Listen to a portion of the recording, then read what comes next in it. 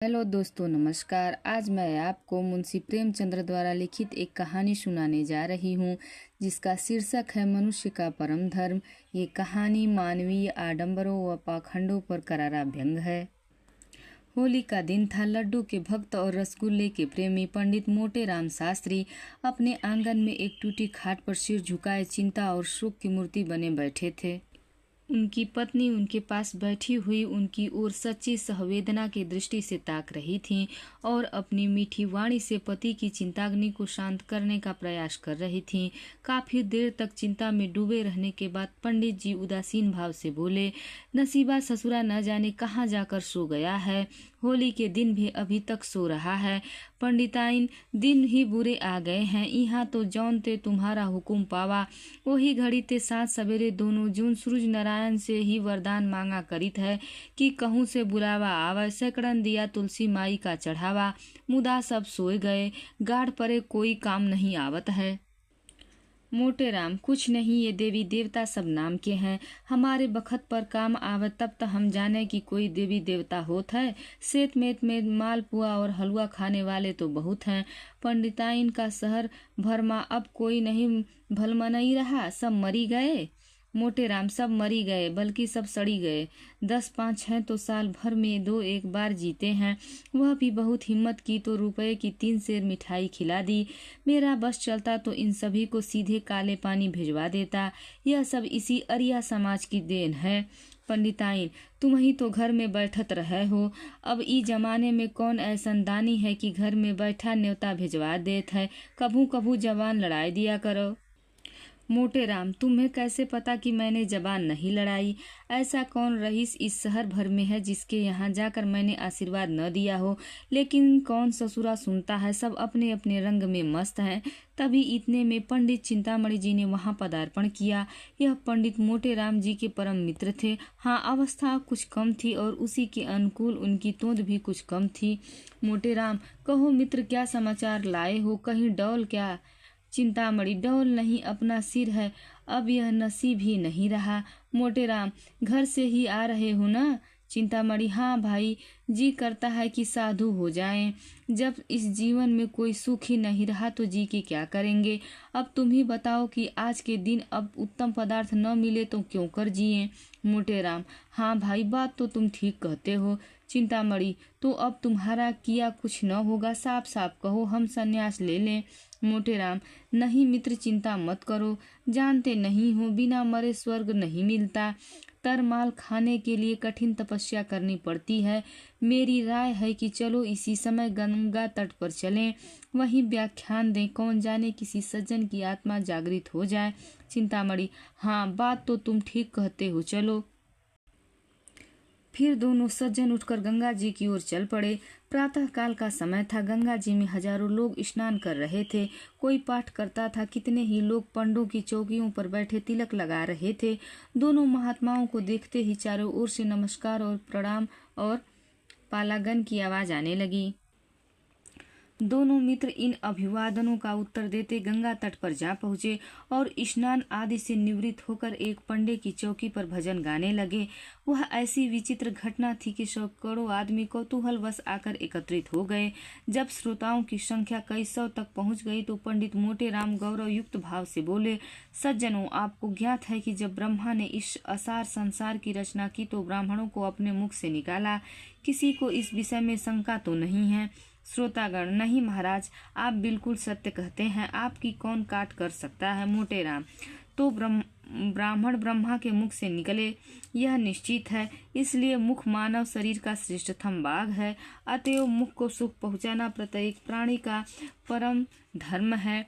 या नहीं कोई काटता है हमारे वचन को? सामने आए, हम उसे शास्त्र का प्रमाण दे सकते हैं। श्रोतागण, महाराज, आप ज्ञानी पुरुष हो, आपको काटने का साहस कौन कर सकता है? मोटे राम, अच्छा, तो अब यह निश्चित हो गया कि मुख को सुख देना प्रत्येक प्राणी का परम धर्म है।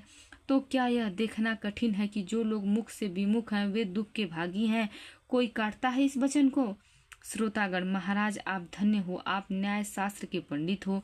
मोटे राम, अब प्रश्न यह उठता है कि मुख को सुख कैसे दिया जाए? हम कहते हैं जैसे तुम्हें श्रद्धा हो, सामर्थ्य हो, इसके अनेक प्रकार हैं। देवताओं के गुण गाओ, ईश्वर की वंदना करो, सत्संग करो और कठोर वचन न बोलो। इन बातों से मुख को सुख प्राप्त होगा। किसी को विपत्ति में देखो तो उसे ढांढस दो, इससे मुख को सुख होगा। लेकिन इन सब उपायों से श्रेष्ठ, सबसे उत्तम, सबसे उपयोगी एक और ढंग है। कोई आप में ऐसा है जो उसे बतला दे? है कोई? बोलो। श्रोतागण, महाराज आपके सम्मुख कौन मुंह खोल सकता है? आप ही बताने की कृपा कीजिए। मोटे राम, अच्छा तो हम चिल्लाकर गला फाड़ फाड़ कर कहते हैं कि वह इन सब विधियों से श्रेष्ठ है, उसी भांति जैसे चंद्रमा समस्त नक्षत्रों से श्रेष्ठ है। श्रोतागण, महाराज अब विलंब न कीजिए, वह कौन सी विधि है? मोटे राम, अच्छा सुनिए, सावधान होकर सुनिए। वह विधि है मुख को उत्तम पदार्थों का भोजन करवाना, अच्छी अच्छी वस्तुएं खिलाना। कोई काटता है हमारी बात को, आए हम उसे वेद मंत्रों का प्रमाण दें। एक व्यक्ति ने शंका की, महाराज यह समझ में नहीं आता कि सत्य भाषण से मिष्ट भक्षण क्यों कर मुख के लिए अधिक सुखकारी हो सकता है। कई लोगों ने एक साथ कहा, हाँ हमें भी यही शंका है महाराज, इस शंका का समाधान कीजिए। मोटे राम, और किसी को कोई शंका है? हम बहुत प्रसन्न होकर इसका निवारण करेंगे। सज्जनों, आप पूछते हैं कि उत्तम पदार्थों का भोजन करना और कराना क्यों कर सत्य भाषण से अधिक सुखदायी है। मेरा उत्तर है कि पहला रूप प्रत्यक्ष और दूसरा रूप अप्रत्यक्ष है। उदाहरणतः कल्पना कीजिए कि मैंने अपराध किया, कोई हाकिम मुझे बुलाकर नम्रता पूर्वक समझाए कि पंडित जी आपने यह काम अच्छा नहीं किया, आपको ऐसा उचित नहीं था, तो उसका यह दंड मुझे सुमार्ग पर लाने में सफल होगा। सज्जनों, मैं ऋषि नहीं हूँ, मैं दीनहीन मायाजाल में फंसा प्राणी हूँ, मुझ पर इस दंड का कोई प्रभाव नहीं होगा। मैं हाकिम के सामने से हटते ही फिर उसी कुमार्ग पर चलने लगूंगा। मेरी बात समझ में आती है? कोई उसे काटता है? श्रोतागण, महाराज आप तो विद्यासागर हो, आप पंडितों के भूषण हो, आप तो धन्य हो। मोटे राम, अच्छा अब उसी उदाहरण पर बात करो। हाकिम ने बुलाकर तत्क्षण कारागार में डाल दिया और वहाँ मुझे नाना प्रकार के कष्ट दिए गए। अब जब मैं लौटूंगा तो वर्षों तक यातनाओं को याद करता रहूंगा और संभवतः कुमार्ग को त्याग दूंगा। अब आप पूछेंगे ऐसा क्यों? दंड दोनों ही हैं, तो क्यों एक का प्रभाव पड़ता है और दूसरे का नहीं? इसका कारण यही है कि एक का रूप प्रत्यक्ष है और दूसरे का रूप गुप्त है। समझे आप लोग? श्रोतागण, धन्य हो महाराज, आपको ईश्वर ने बड़ी बुद्धि दी है, सामर्थ्य दी है। मोटे राम, अच्छा तो अब आपका प्रश्न होता है कि उत्तम पदार्थ किसे कहते हैं। इसकी विवेचना करता हूँ। जैसे भगवान ने नाना प्रकार के रंग नेत्रों के विनोदार्थ बनाए हैं, उसी प्रकार मुख के लिए भी अनेक रसों की रचना की। लेकिन इन समस्त रसों में श्रेष्ठ रस कौन है? यह अपनी अपनी रुचि है, लेकिन वेदों और शास्त्रों के अनुसार मिष्ट रस माना जाता है। देवतागण इसी रस पर मुग्ध होते हैं। यहाँ तक कि सच्चिदानंद सर्वशक्तिमान भगवान को भी मिष्ट पाकों से ही अधिक रुचि है। कोई ऐसा देवता का नाम बता सकता है जो नमकीन वस्तुओं को ग्रहण करता हो?